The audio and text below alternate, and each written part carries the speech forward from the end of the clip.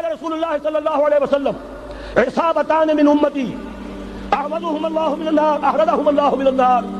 میری امت کے دو لشکر ایسے ہوں گے جنہیں اللہ نے آگ سے نجات دے دی ہے، پہلے ہی سے ڈکلیئرڈ ہے۔ عصابت تغزو الہند، ایک لشکر کے جو ہند پر حملہ آور ہوگا، وعصابت تکون مع عیسیٰ ابن مریم علیہ السلام، اور دوسرا لشکر وہ ہے جو حضرت عیسیٰ کے ساتھ جا کر اور ان کے ساتھ مل کر یہودیوں کے خلاف جنگ کرے گا۔ میں اس حدیث کا جو مطلب سمجھتا ہوں واللہ عالم، یہ اسی علاقے میں جب انقلاب آ جائے گا، یہ علاقہ خراسان اور پاکستان، جب یہاں نظام خلافت قائم ہوگا، یہاں سے اسلام کی توسیع ہوگی، اور یہاں سے جانب مشرق ہند اور جانب مغرب یہ جو یہودیوں کا سیلاب آ رہا ہے، ان دونوں کا مقابلہ کرنے کے لیے انشاءاللہ العزیز، ورنہ یہ عصابتان جو ہے ایک حدیث میں جمع کرنے کی کوئی اور حکمت ہو نہیں سکتی، ورنہ تو ہندوستان سے کئی لشکر آئے ہیں، لیکن یہ کہ در حقیقت اسی وقت جبکہ عالم عرب میں وہ بھٹی دہکے گی، اسی وقت یہاں انقلاب آ چکا ہوگا، ایک طرف یہاں سے مدد کے لیے لشکر جائیں گے کہ جو مسلمان عرب جو ہیں ان کی مدد کریں گے، حضرت مہدی کے جھنڈے تلے لڑیں گے، حضرت مہدی کی حکومت کو مستحکم کریں گے، یؤدون للمہدی، دوسری طرف وہ ہندوستان کی طرف پیش قدمی کریں گے، اور یہیں سے جیسے اس وقت سیلاب نکلا تھا جزیرہ نما عرب سے، ایک داہنی طرف ایک بائیں طرف، ایران، افغانستان، ترکستان، ادھر مصر، لیبیا، الجزائر، مراکش، موریتانیہ، اسی طریقے سے انشاءاللہ اسی علاقے سے اس کا آغاز ہوگا اور بات آگے بڑھے گی۔ کہ میں یہ چاہتا ہوں کہ اب آپ کی اپنی زبانیں بھی کھلیں، آپ لوگوں سے بات کریں، آپ علماء دین سے پوچھیں یہ چیزیں حقیقت ہیں یا نہیں، اگر ہیں تو اب تک کیوں چھپا کر رکھی گئی،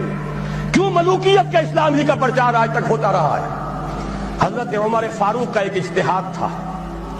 جو ملک مسلمانوں نے بزور شمشیر فتح کیے اس کی زمینیں کسی کی انفرادی ملکیت نہیں،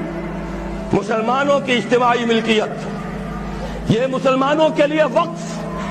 مسلمان نہ صرف اس وقت کے مسلمان، آنے والے مسلمانوں کے لیے بھی وقف، ان کی بہبود، مجموعی بہبود کے لیے خرچ ہوگا،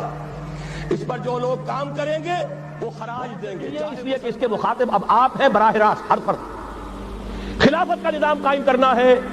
تو پہلے اپنی ذات میں خلیفہ بنیے۔ اللہ نے آپ کو ایک جسم دیا ہے، زبان دی ہے، آنکھیں دی ہیں، کان دیے ہیں،